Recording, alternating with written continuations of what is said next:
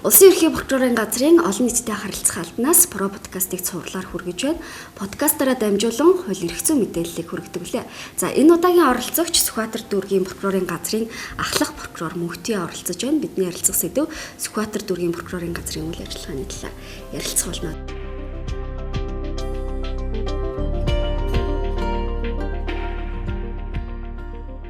За танд энэ өдрийн мэндийг хүргэе. За танд бас энэ өдрийн мэндийг хүргэе. Про подкастыг сонсож байгаа эрхэм сонсогч нартай мөн энэ өдрийн мэндийг хүргье.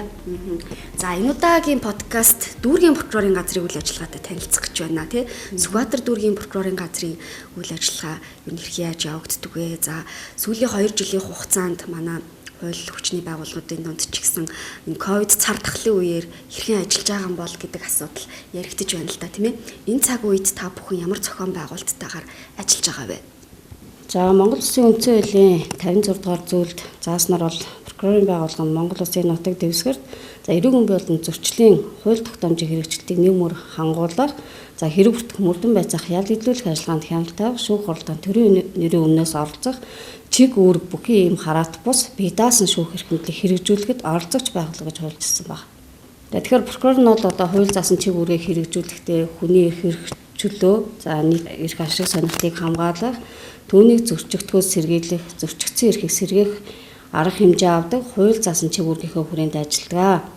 За сүүлийн 2 жилийн хугацаанд бол ер нь дэлхийн нийтийг хамарсан цар тахлын улмаас нийгмийн харилцаа, за төрийн байгууллагуудын ажлын уялдаа холбоо, иргэдэд хүрэх одоо бүхий л үйлчилгээ одоо захим хэлбэр чилжиж цаг хугацаа шуурхай байдал чирэгдэлгүй үйлчлэгийг үзүүлэх боломжийг бол бий болгосон.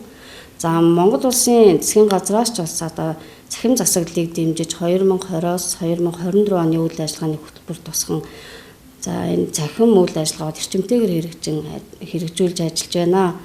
За өнөөгийн нөхцөл байдалтай бас уялдуулаад прокурорын байгууллагаас 2021 онд байгууллагын үйл ажиллагаанд инновац нэвтрүүлэх, за гүйцэтгэлийн хяналтыг сайжруулах, прокурор ажлын ажлын ач чадлыг тэнцвэржүүлэх, чадварлаг прокурор ажилтныг сайшаан дэмжих, прокурор ажилтны суралцах орчин нөхцөлийг бүрдүүлэх гэсэн зорилтыг дэвшүүлж нэгжийн прокурор газар бүр за зорилтыг ханган биелүүлэх үйл ажиллагаагаа төлөвлөн тухайн нутаг дэвсгэрийн хэмжээнд хэрэгжүүлэн үйл ажиллагаа явуулан ажиллаж байна. За тэгэхээр прокурорын байгууллага 2021 онд тодорхой зорилтуудыг дэвшүүлсэн байна. Тэгвэл Сүхбаатар дүүргийн прокурорын газрын хувьд энэ зорилтыг хэрэгжүүлэхийн тулд ямар арга хэмжээнүүдийг авч ажиллаж байна? За нийслэлийн Сүхбаатар дүүргийн прокурорын газрын хувьд бол нийт 36 прокурор 30 ажилтнтайгаар за прокурорын байгууллагын одоо чиг үүргээ хэрэгжүүлэн ажиллаж байна. За бид бол одоо ажлын ачаалттай ажиллаж байгаа хэдий ч за прокурорын эрүүл мэндийн асуудал, за прокурорын хэвийн ажиллах нөхцөл боломжийг бүрдүүлэх, прокурор ажилтнуудыг цар тахлаас урьдчилан сэргийлэх хариу арга хэмжээ авах. За байгууллагын үйл ажиллагаанд за түрүүнд дурдсан одоо прокурорын байгууллагаас төвшүүлсэн зорилтыг хангахын тулд шинэ санаачлагыг нэвтрүүлэх гэсэн энэ ажлыг зохион байгуулахад бид нэлээдгүй ажлыг бас зохион байгуулж ажилласан байгаа. За Сүхбаатар дүүргийн тухайд бол төрийн байгууллага, яам агентлагууд, боловсролын томоохон их дээд сургууль, аж ахуйн нэгж байгууллагууд үйлчлэгээний газрууд төвлөрч байрласан байдгаар юм онцлог дүүрэг байгаа.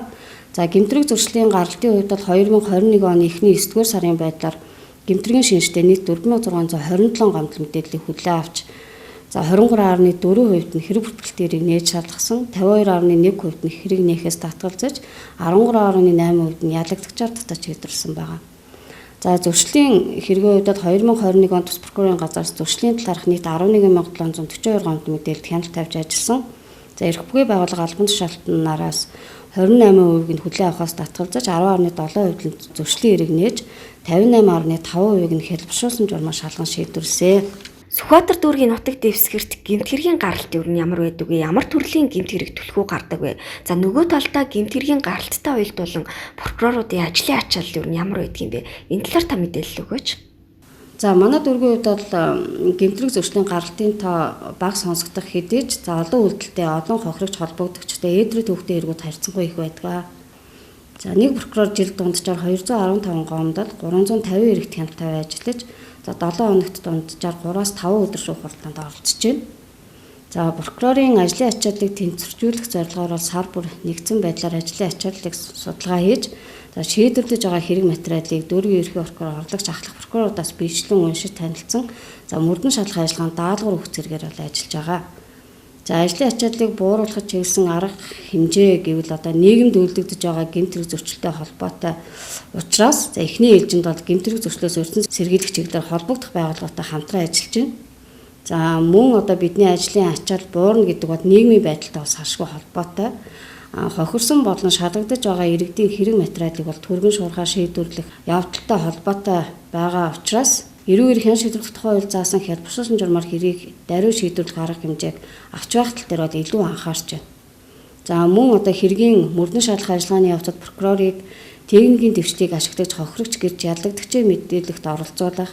За ингэхдээ эрх зүйн хувьд хялбаршуулсан журмаар шийдвэрлэх хууль зүйн боломж байгаа талаар бол оролцогчдод тайлбарлаж өгөх боломжийг ханган бүх прокуроруудыг техник хэрэгслэр бүрэн хангах буюу за iPad, Apple программыг бол дотоодын сүлжээнд дотооддоо бол нэвтрүүлэн хэрэгжүүлэн ажиллаж байна. Тэгэхээр COVID-19 гээд энэ цар тахал гарсан цаг үеэс хойш прокурорын байгууллага дотооддоо халдвар хамгааллын дэлгмээ сайтар барьж тодорхой ажлуудаа цахимаар явуулаад байгаа юм байна. Тэгвэл энэ прокурор ажилтнууд ийм ачаалттай байдаг нэгдүгээрт тэгээд энэ цар тахалтай холбогдуулан ер нь хэвийн үйл ажиллагаагаа явуулахын тулд ямар зохион байгуулалтын ажлуудыг хийж ажиллаж байгаа вэ? За сүүлийн 2 жилийн хугацаанд дэлхийн нийтийг хамарсан COVID-19 цар тахал үүсэж за цар тахалтай байгаа хэдиж за прокурор ажилтнуудыг гарч буй эрсдлээс урьдчилан сэргийлэх за тэдний хэвийн ажиллах нөхцөл боломжоор хангаж бид нэлээдгүй ажлыг бол зохион байгуулсан. Хэдийгээр бид ажлын ачаалттай ажиллаж байгаа хэдиж бидний эрүүл мэнд бас нэгдүгээр тавигдах чухал асуудал. Тийм болохоор бол цар тахлаас урьдчилан сэргийлж ариутгах халдваргүй зүйлүүдийг ажлын байранд 7 хоног тутамд нэг удаа мэргэжлийн байгууллагаар хийлгэж байна. За мөн юуийг гэрэлд ариутгахчаар албан өрөө хонглыг бол ажилд харсны дараа өдөр бүр за мөн манцар үүсгэгчээр бол бүх өрөө тасалгаанд ариутгал халдвар гүйцэтгэлтийг бол хийж байна. За мөн жижүүрийн хэсэг уулзалтын өрөөнд тусгаарлагч шилэн хаалтыг бол хийж халдвараас урьдчилан сэргийлж бол ажиллаж байна. За прокурор ажилтнуудыг халдвараас хамгаалах хэрэгслээр үе шаттайгаар тухай бүр хангаж байна. Та түрүүн бас хэллээ прокурорын ажлын ачаал их байдгаа гэд тэ энэ ачааллыг тэнцвэржүүлэхийн тулд ер нь ямар арга хэмжээ авч байгаа вэ? Прокурорын байгууллага бол аль ч нэгж газар бол ажлын ачаалттай ажиллаж байгаа. За манай дүүргийн хувьд бол ажлын ачааллыг тэнцвэржүүлэх чиглэлээр сар бүр харьцуулсан дүн шинжилгээ хийж байгаа. За энэ дүн шинжилгээ хийж ажилласнаар бол прокурорын ажлын ачаал бол харьцангуй тэнцвэртэй байгаа гэж бол хэлж болно. За прокурорын ажлын ачааллыг тэнцвэржүүлэх чиглэлээр сар бүр харьцуулсан дүн шинжилгээ хийж ажиллаж байна.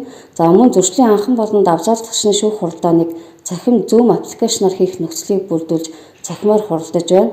За шүүгэн шийдвэргүйцэтгэх ерхий газрын арай цагдаарах 461 дээр хаалт авирах ангид хоригдож буй сэжигтэн ялагдагч нартай бол 7 хоног бүрийн даваа гарагт за прокурорудаас цахимаар холбогдож санал хүсэлтийг нь сонсох зэрэг удирдлага зохион байгуулалтын арга хэмжээг авч ажиллаж байна.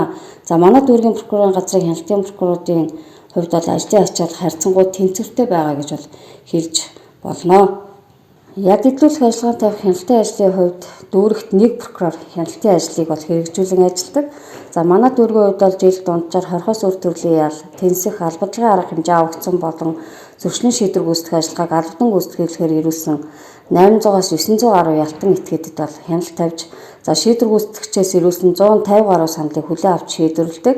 За 2021 оны хувьд бол өршөөл үзүүлэх тухай хууль батлагдсан хэрэгжиж эхэлсэнтэй холбоотойгоор 20-оос өөр төрлийн ялтай болон тэнцэх албадлагын арга хэмжээ авагдсан ялтан этгээдүүдийн ядыг өршөөн хэлтрүүлэх, ял дүүцүүлэлтэн солиулах шийдвэр гүйцэтгэгч 154 ялтны сандыг хянаж шүүхээр шийдвэрлүүлээд байгаамаа.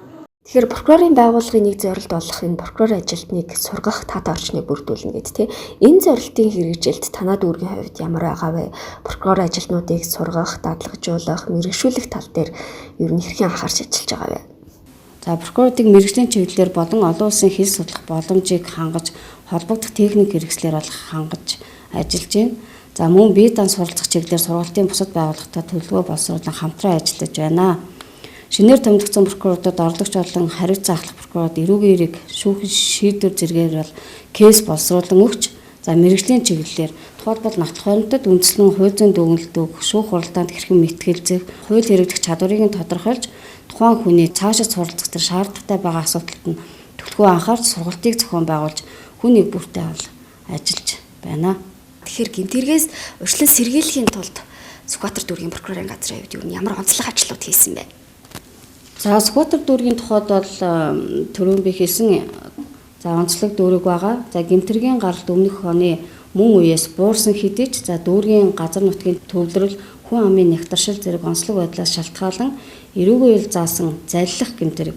За энэ дундаа бол банкны үйл ажиллагаа буюу ИТМ-ийн ойр орчин болон интернет банкны үйл ажиллагаатай холбоотой гэмт хэрэг, цахим орчинд мөнгө зээлдүүлэх нэрийдлэр чат мессеж бичиж харьцан бусдын эд хөрөнгийг шилжүүлэн авч заллах зэрэг гэмт хэрэгүүд бол дийлэнх буюу нийт хэргийн 61% эзэлдэг.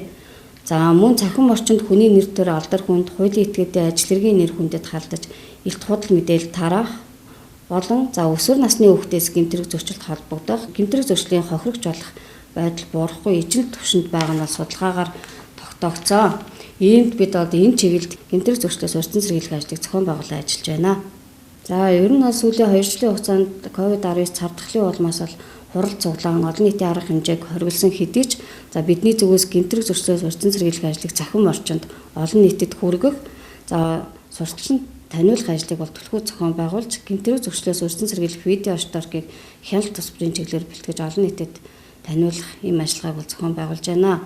Энэ ажлынхаа хүрээнд бол дүүргийн гэмтрэгээс урьдчилан сэргийлэх ажлыг зохицуулах салбар зөвлөл, дүүргийн засаг даргын хамгааллын газар зэрэг байгууллагын санхүүжилт тусалцаа дэмжлэгтэйгээр бол прокурорын байгууллагын үйл ажиллагааг олон нийтэд хүргэх ажлыг зохион байгууллаа. Үүнд бол өөрийн байгууллагын гадна талд байдал лед дэлгэцийг бол байршуулсан.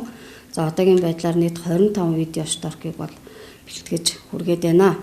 Мөн өсвөр насны хүүхэд гэмтрэг зөрчилд холбогдох, гэмтрэг зөрчлийн хохирогч болохоос урьдчилан сэргийлэх зорилгоор хүүхэд бол бидний үргэлжлэл аяныг 2 сарын хугацаанд зохион байгуулсан. Уг ажлынхаа хүрээнд бол хичээлийн шинжилгээний босгон дээр дүүргийн ерхий боловсролын сургуулиудын нийгмийн ажилтан, цэцэрлэгийн эрхлэгч, боловсролын байгууллагын удирдах албан тушаалтнуудад 2 үе шаттайгаар танхимын сургалтыг зохион байгуулж ажилласан. Мөн дүүргийн нутаг дэвсгэрт үйл ажиллагаа явуулж төр хамгаалах байрны үйл ажиллагаа ахуй нөхцөл стандарт шаардлагад нийцж байгаа дүүргийн мэргэжлийн амлалтын хэлтстэй хамтран шалгаж илэрсэн зөрчлийг арилгуулах арга хэмжээ авсан байгаа. Эрүүг хян шийдвэрлэх тухай хууль болон прокурорын тухай хууль зааснаар гэмтрэг зөрчлөөс урьдчилан сэргийлэх чиглэлээр прокурорын байгууллагаас гэмтрэг гарахад нөлөөсөн шалтгаан нөхцөлийг арилгуулахаар аж ахуй нэгж байгууллага төрийн байгууллагуудад бол прокурорын мэдээллийг бичиж хүргүүлдэг. Энэ ажлынхаа хүрээнд бол бид судалгаан дээрээ үндэслээд гэмтрэг зөрчлийн гаралт шалтгаан нөхцөлийг судалсан судалгаан дээрээ үндэслээд тухайн гэмт хэрэг зөрчил хамгийн их үйлдэгдсэн аж ахуй нэгж байгууллагуудад мэдээлэл хүргүүлэх, мөн мэдээллийнхаа биелтийг тооцож ажиллах зэргээр бол урьдчилан сэргийлэх ажлыг зохион байгуулан ажиллаж байна. Гэмтрэг зөрчлөөс урьдчилан сэргийлэх ажлыг цаашид бид тухайн дүүргийн нутаг дэвсгэрийн хэмжээнд хамгийн их үйлдэгдэг заллах гэмт хэрэг, тэр дундаа банкны үйл ажиллагааг ашиглаж заллах, мөн цахим орчинд үйлдэж байгаа заллах гэмтрийг бууруулахад чиглэсэн нэлээдгүй ажлыг бол зохион байгуулахаар төлөвлөж байна. Уг ажлын хүрээнд бол бид дүүргийн гэмтрэгээс урьдчилан сэргийлэх ажлыг зохицуулах салбар зөвлөлтөд хамтарч төлөвлөгөө гарган уг ажлыг хэрэгжүүлэн ажиллаж байна. Про подкастад энэ удаа Сүхбаатар дүүргийн прокурорын газрын үйл ажиллагаа сүүлийн үед хийсэн гэмтрэгээс урьдчилан сэргийлэх ажлуудаас танилцуулсан танд баярлалаа. Про подкастт урьж оролцуулсан та бүхэнд баярлалаа. Та бүхний ажилд амжилт хүсье. Баярлалаа. Олон нийтэд харилцах албанаас Про подкастыг цувралаар хүргэлээ. Та бүхэн подкасттай холбоотой санал хүсэлтээ бидэнд ирүүлээрэй.